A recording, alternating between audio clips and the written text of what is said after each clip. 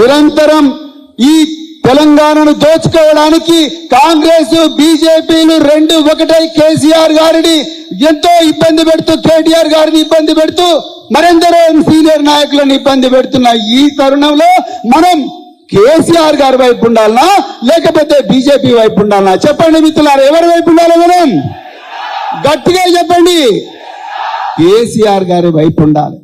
మనం ఇలా బాలరాజు గారు అస్త్ర సన్యాసం చేసిపోయాడు. మిత్రులారా, నేను మళ్ళీ చెప్తున్నా, నాకు కాదని కేసీఆర్ గారు ప్రవీణ్ కుమార్కి ఇచ్చిండ్రు అని అన్నారు. మిత్రులారా, మళ్ళీ చెప్తున్నా మిత్రులారా, నేను ఎంపీగా కావాలని నేను బీఆర్ఎస్ పార్టీలోకి రాలేదు. మీ అందరికి చెప్తున్నా సభాముఖంగా, నేను ఈ రాష్ట్రంలో ఈ దేశంలో కేసీఆర్ గారి ఆలోచన విధానం, కేసీఆర్ గారు ఉద్యమించి తెలంగాణను రాజ్యాంగబద్ధంగా తీసుకొచ్చిన విధానం, అదే విధంగా తీసుకొచ్చిన తెలంగాణను కేవలం 10 సంవత్సరాల్లోనే బంగారు తెలంగాణగా మార్చి దేశంలో నెంబర్ 1 చేసిన విధానం, ఆ విధానాన్ని నచ్చి నేను వచ్చిన. మిత్రులారా, మీ అందరికి కూడా తెలుసు, నాకు రేవంత్ రెడ్డి ఫోన్ చేసి అన్న నీకు Telangana public service commission chairman పదవి ఇస్తా. ఆయనని సభాముఖంగా చెప్పిండు, నేనుగా చెప్పింది, ఆయనే చెప్పిండు. నీకు ప్లానింగ్ బోర్డు వైస్ చైర్మన్ ఇప్పుడు వనపర్తి చిన్నారెడ్డి ఉన్నారు కదా, డాక్టర్ చిన్నారెడ్డి, ఆ పదవి కూడా ఇస్తా అన్నాడు. నేనన్నా అన్న, నేను కేసీఆర్ గారికి మాట ఇచ్చిన ఆయన ఎంబడే నడుస్తా కాబట్టి ఆ పార్టీ అధికారంలో లేకపోయినా నేను బీఆర్ఎస్ పార్టీ ఎంబడే పోతా అని చెప్పిన. నేను ఆ రోజు కేసీఆర్ గారికి ఆ నందినగర్ నివాసంలో గువ్వల బాలరాజు గారు కూడా ఉన్నారు.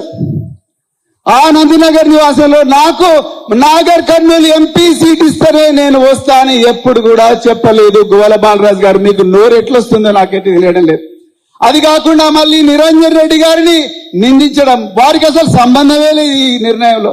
కేసీఆర్ గారు, వారికి తెలుసు 50 సంవత్సరాల రాజకీయ జీవితం, ఎక్కడ ఎవరు గెలిస్తే, ఎక్కడ ఎవరిని పెడితే ఎవరు గెలిస్తారు, గెలిచే అవకాశాలు ఎక్కువ ఉంటాయనే నమ్మకంతో వారు నన్ను ఇక్కడికి పంపించింది. మిత్రులారా, నేను ఈ పార్టీలో రెండో విషయం చెప్తున్నా, నేను ఈ పార్టీలో నాకు ఈ పదవి ఇస్తానని నేను రాలేదు మిత్రులారా. నేను ఈ పేద వర్గాలు, అనాదిగా అరుచివేయబడ్డ వర్గాలు, అది మధ్యబడు కావచ్చు, వట్టివారిపల్లి కావచ్చు, పదవ కావచ్చు, వంకేశ్వరం కావచ్చు, మైలారం కావచ్చు, మాచారం కావచ్చు, ఉప్పునూతలు కావచ్చు, ఈ ప్రాంతాల్లో అనాదిగా పోల్చెట్టిపల్లి కావచ్చు, జత్తి సదగోడు కావచ్చు, ఈ ప్రాంతంలో అనాదిగా అణిచివేయబడ్డ వర్గాలు, అనాదిగా సంపదకు దూరమైన వర్గాలు, జీవోత్సవాలుగా బతుకుతున్న వర్గాలు, ఈ వర్గాలు బాగుపడాలి. అంతే, బీఆర్ఎస్ పార్టీ అధికారంలోకి వస్తేనే, కేసీఆర్ గారు ముఖ్యమంత్రి అయితేనే ఈ వర్గాలకు న్యాయం జరుగుతుందని నమ్మి వచ్చిన. నాకు మినిస్ట్రీ ఇవ్వాలనో, లేకపోతే నాకు ఒక పదవి ఇవ్వాలనో, లేకపోతే నాకు ఎంపీ ఇవ్వాలనో నేను రాలేదు మిత్రులు. అవన్నీ చూసినా నేను 55 సంవత్సరాల వయసులో 7 సంవత్సరాల ఐపీఎస్ పదవి మిగిలి ఉండగానే నేను రాజకీయాల్లోకి వచ్చిన. నా మిత్రులు చాలా మంది కూడా ఇప్పుడు చాలా రాష్ట్రాల్లో డీజీపీలుగా ఉన్నారు. నా మిత్రులు చాలా మంది చాలా రాష్ట్రాల్లో డీజీపీలుగా ఉన్నారు. నేను కూడా సర్వీస్ లో కంటిన్యూ ఉంటే తెలంగాణలో నాకు కూడా డీజీపీ హోదా వచ్చేది. కానీ నేను ఒక్కనే డీజీపీ అయితే నాకేం లాభం?